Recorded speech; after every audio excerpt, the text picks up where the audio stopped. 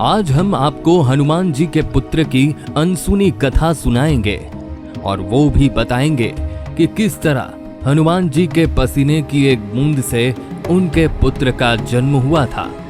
साथ ही साथ यह भी बताएंगे कि भारत में कहां पे हनुमान जी के पुत्र मकरध्वज का एकमात्र मंदिर स्थापित है। नमस्कार मित्रों, स्वागत है आपका हमारी हिंदू संस्कृति चैनल पर। कहानी सुनने से पहले सब्सक्राइब जरूर कर लेना ताकि और भी ऐसी कहानियां आप तक पहुंच सके। वैसे तो हम हनुमान जी की काफी सारी कहानियां सुनते आ रहे हैं, फिर वो भगवान श्री राम के साथ उनका मिलन हो, शबरी के जूठे बैर को खाने का प्रसंग हो या फिर रावण की पूरी लंका जलाने का प्रसंग हो, लेकिन इन सब के बीच हम एक बात नहीं जानते और वह बात है हनुमान जी के पुत्र मकरध्वज के बारे में। हम सब बचपन से यही सुनते आ रहे हैं कि हनुमान जी बाल ब्रह्मचारी है, उन्होंने कभी भी शादी नहीं की। लेकिन हम यह नहीं जानते कि हनुमान जी बाल ब्रह्मचारी होते हुए भी एक पुत्र के पिता थे और उनके पुत्र का आज भी भारत में एक मंदिर स्थित है। तो आइए हम आज आपको यह कहानी भी सुनाते हैं।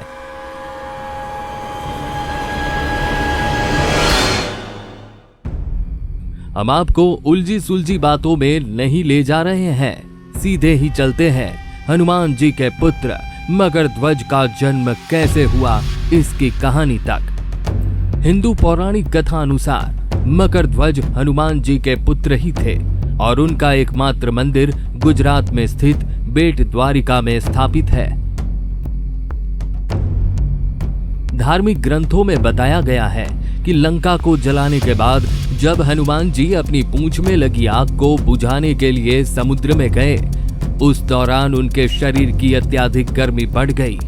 गर्मी और श्रम के कारण उनके पसीने का एक बूंद समुद्र में गिरता है और वह बूंद समुद्र में शक्तिशाली मकड़ी के मुख में चला जाता है और वही मकड़ी गर्भवती हुई जिसने मकरध्वज को जन्म दिया। हमारे पुराणों के मुताबिक यह मकड़ी अहिरावण के लोगों द्वारा पकड़ी गई थी जो पाताल में रहते थे। जब मकड़ी का पेट काटा गया तो उसमें से एक बच्चा निकला।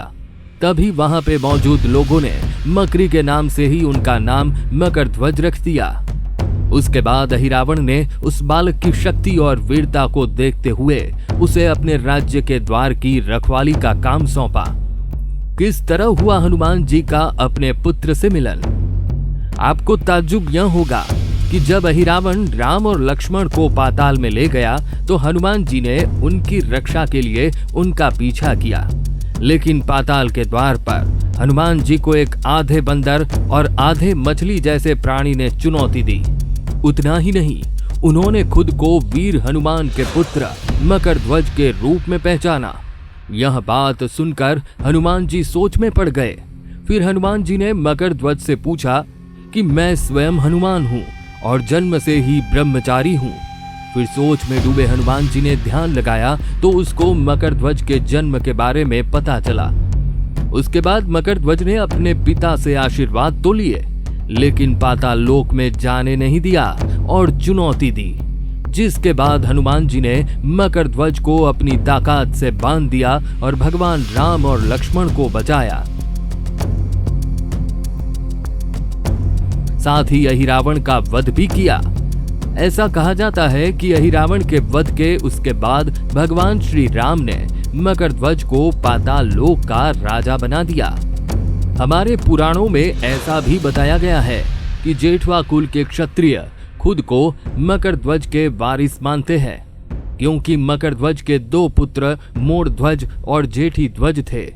इसीलिए जेठवा कुल जेठी ध्वज के वंशज होने का दावा करते हैं और हनुमान को कुल देवता के रूप में पूजा जाता है।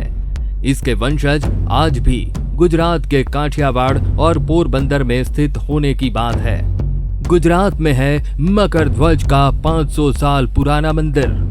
गुजरात में स्थित द्वारिका से 4 माइल की दूरी पर बेट द्वारिका में हनुमान जी का दांडी मंदिर स्थापित है, जहां पे हनुमान जी अपने पुत्र मकरध्वज के साथ विराजमान है।